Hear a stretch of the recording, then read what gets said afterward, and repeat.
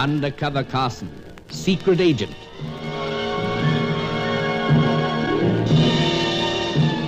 Operation Deathray, an assignment in Rio.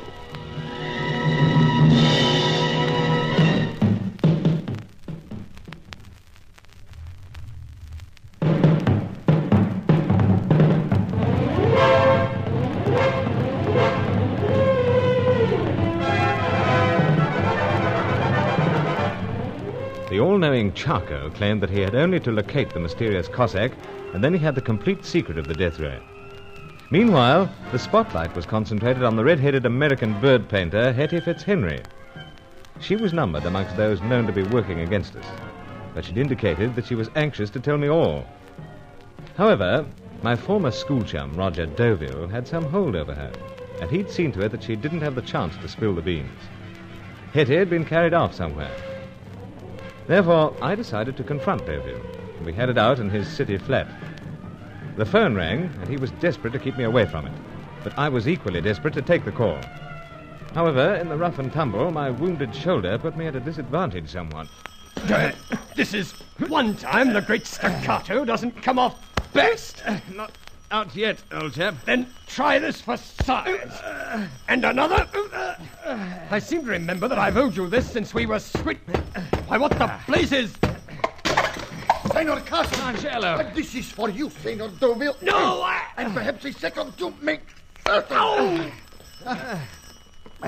Bravo, old chap. Are you all right, Senor? Considering, but must get to the What is it, Senor? phone. Oh, perhaps. Oh, it stops. It would. Senor, you put your hand to your right shoulder. It's not the best, I'm afraid. Not exactly in condition for fisticuffs. Howsoever, at least in one part, friend Deauville would have murdered me. But did I not warn you that it is dangerous to confront this man when your shoulder is in such a condition? Yeah, so, old chap. And now, Senor, I see you regret it. No, I only regret one thing. Didn't get to that phone soon enough. Some very important call was coming through. Otherwise, Deauville not so anxious to get in first. And now, Senor, perhaps we hasten to depart. Not on your sweet life. But please. Since we're here, we'll look the place over. You never know what might... Hello? This might be the same party trying again. Hold tight, Angelo. I'll try to make out I'm Deauville. Here goes. Hello? Why the heck didn't you answer? Sorry, I was out for the moment. You said you'd be standing by. Oh, yes, so I did. Well, how about it? I think that's up to you. Up to me. Listen, Deauville, what's wrong with you? I've just had some bad news. Yeah? Aunt died in England. Well, would that worry a character like you? Yeah, but she cut me out of the will. Well, I guess she's a mighty good judge of character. That's if you don't mind me paying compliments to the customers. Not at all. Well, doggone it, you don't sound yourself. Well, what are the instructions? Do I take the dame over the border as arranged? Oh, you might as well. Well, either I do or I don't. I'm all set to take off whenever I get the word. Well, perhaps you'd better leave it until midnight. Any special reason? I'd like to have a few words with the young lady first. But if you can get a word in, then I'll back myself one-handed against the Dodgers. When'll I expect you at the moorings? Oh, in half an hour, sir. Okay, Mr. Deauville, and don't forget the dough. The dough? Sure. The whole 500 Yankee bucks. Oh, yes, of course. No, I won't forget it. Oh, brother, that aunt sure upset your apple cart. Well, we'll be seeing you. But Miss Fitzhenry is on the plane? Well, sure she is. Bound and gagged, just like you ordered. What's wrong with you? Just a little vague. You can say that again. But I'll be there in half an hour, sir. Cheerio for the moment. Yeah. So long. Senor Carson. That was Herman Nagel, chappie with the seaplane. The Americano? Yes, who took us up north to the ancient ruins where we picked up Sally Bruin. Oh, this mystifies me much, Senor. Oh, how so? But this one who lies at our feet, did not he warn us that Senor Nagel is not to be trusted? So? And yet he is now in league with this silent relative of an unspeakable insect. So again. It is most strange. Well, perhaps Nagel meant what he once said. And that, Senor? He's free to be hired by anyone, any side, provided they mind their own business and leave him to mind his. Oh, anyway, he has Hetty Fitzhenry on that seaplane of his, so we go down to the bay to the moorings.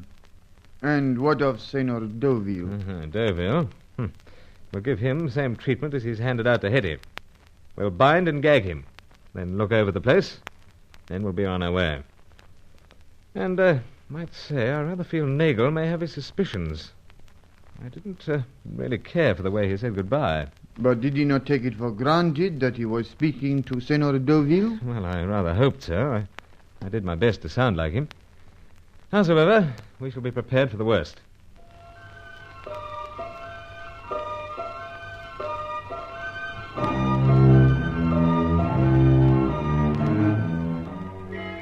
Deauville's pockets yielded the $500 American demanded by Nagel, so we thought it only common sense to take them along with us. In the few minutes that we spent looking the place over, nothing worthwhile came to light. So we left friend Roger neatly packaged in some of his best bed linen, and then set off for the seaplane moorings in Sir Giles Davenport's Rolls. We stopped half a mile from the jetty. For what purpose is this, Senor? I must look things over, old chap. Oh, but all is in darkness, and we are beyond the glow of the lights that line the bay. Howsoever, there's still a faint light near the jetty. There is, Senor. Indeed. So, let's get out. See.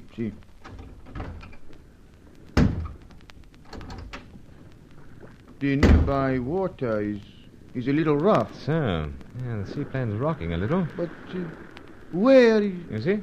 Short distance out from the jetty. You see it? The dark shape? Of course, Senor. I can't see any sign of friend Nagel on the jetty. Then we advance upon foot? First, have a look over, as I said. Oh, but, Senor, from this distance... Don't worry. I've got the very gadget to fix. But what is this?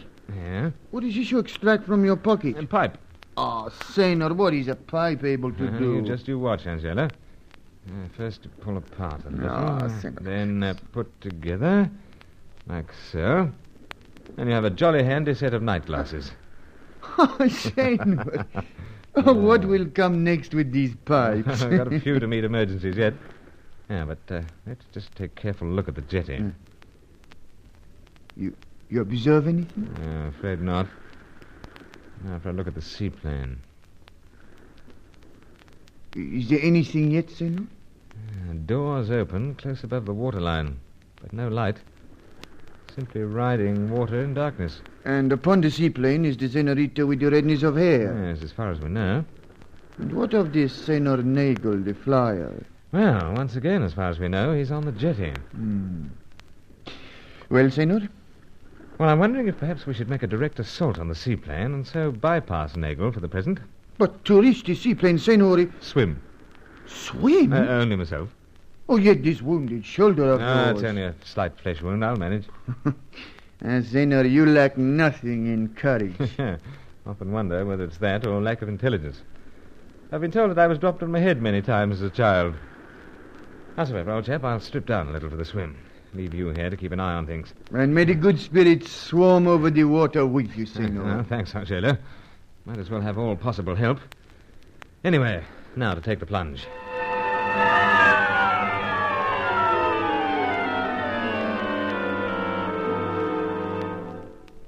The water was pleasantly warm, and I more or less drifted out, swimming side-stroke, resting the damaged shoulder as much as possible. The seaplane remained in darkness, still bouncing a little on the water. It was 15 minutes at least before I was alongside. I hauled myself into the cabin through the open hatch. Hetty. Oh, bravo, you're here all right. Don't worry, my dear. Now, just hold steady. I'll get this business off your mouth. Now, where are we? Oh, yes. That's got it. Oh, brother, am I glad to get that doggone thing off. Crime to do such a thing to such a sweet mouth. But just give a fellow a chance. Oh, say, Bruce, do you know what you're doing? So, untying your hands. Oh, sure. But this Herman Nagel character, he mightn't like this. To say nothing of dear, sweet Roger. Don't worry, we've attended to Roger. You have? Yes, at the present moment, he's bound and gagged in his city flat. Good for you. He had it coming. Now, hold steady a moment. Oh, sorry, honey. Now, that's got the hands. Thanks, Bruce. Oh, they feel so numb they hardly belong to me. Well, you get the circulation back while I attend to the ankles. Well, maybe I can do... No, my dear. Besides, I've always been an admirer of your ankles. Bruce, you sure do pick the oddest times to palaver to a female. But what's all this about, for goodness sake? The rescue? Yeah, Well, you hinted that you had something to tell me. I didn't want to miss out. just as I figured. And, brother, have I got something to tell you. The great Dovel did his best to smuggle me out of the country before I told all. And I guess I'm going to get my own back on him after all. Well, that's got the ankles. Sure.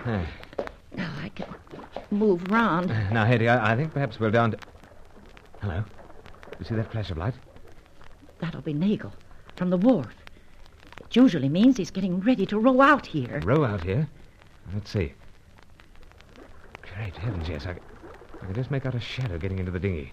That makes it rather awkward, eh, honey? Well, you're not slipping through his fingers this time. Hetty, can you swim? Well, not especially well. That's a pity. But, Bruce, I could go overboard for you any time. So let's get out of here.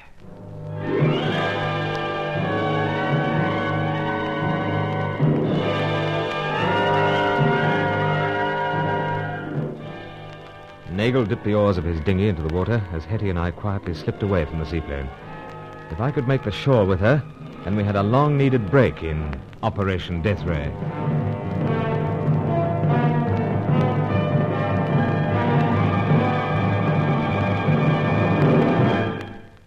Join Lost in Brazil tomorrow for the next episode of Undercover Carson. Also visit our channel rumble.com/c/Lost in Brazil for more episodes like this, and visit rumble.com/c/GAR for more radio programs like this.